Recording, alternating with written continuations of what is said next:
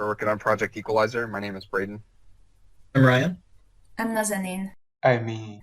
Our problem definition has not changed much from sprint to sprint. In summary, scalping is a huge problem, and in general, the purchasing process is too cumbersome for the average user to compete with scalper bots.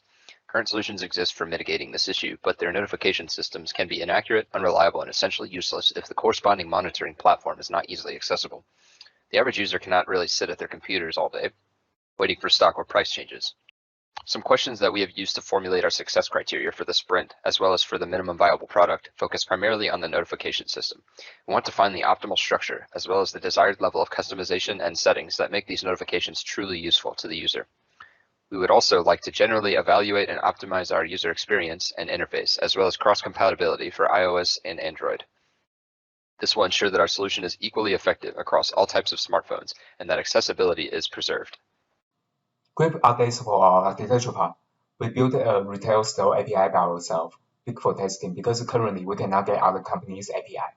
For the notification part, we try to communicate with the Explorer server, which can forward our notification from the backend to the front end.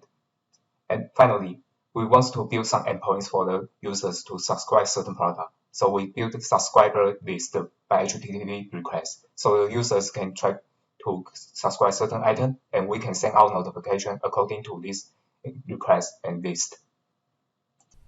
For user testing, we explained our app and its purpose to our testers and handed them the phone to complete a walkthrough.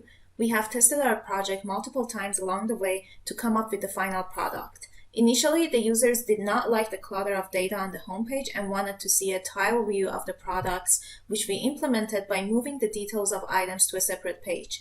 This way, our screens are more organized and the details are more readable.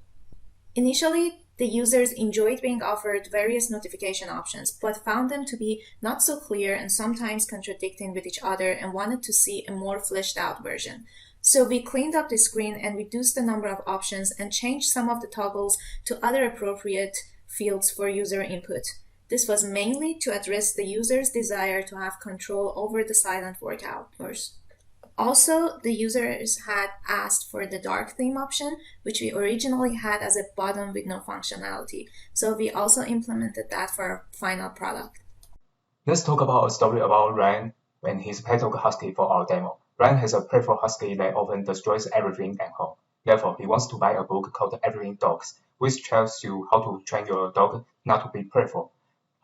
However, he finds that the book is currently out of stock and decides to use our equalizer to track the book information. Our app then notifies him of the book restock information when the book is restocked. Still, the book price is too expensive. Fortunately, our app later notifies him the book is on discount, and he finally buys Everything Dogs in an ideal price. Now, let's see the demo to know how the equalizer helps Ryan to get the notification. Hi everyone, this is the quick demo for our app, Equalizer. Ryan wants to buy the book, the Everything Dogs, so he wants to use our app to check the book information because the book is out of stock now. And he uses his Gmail to log in our app. Let me fast forward this part because this is not important for our main goal. Then the password is hidden for the recording. We can check the detail of the book and try to check the book and try to minimize our app to simulate the situation when Ryan tries to do other thing. Then we restock the book. The notification will send to this phone. And we can see that the notification is sent to our phone. And we can see the detail is that the book is on sale. But the book is too expensive, so we try to lower the price of the book. Ryan will receive the lower price information. You can see the book is on cut discount. As for our feedback from testing during Sprint 5, I've compiled much of it into two separate topics, form and function. As for our form, users were generally delighted with the new look of our app compared to prototypes in previous implementations, with our new added dark mode and clearing away of text clutter.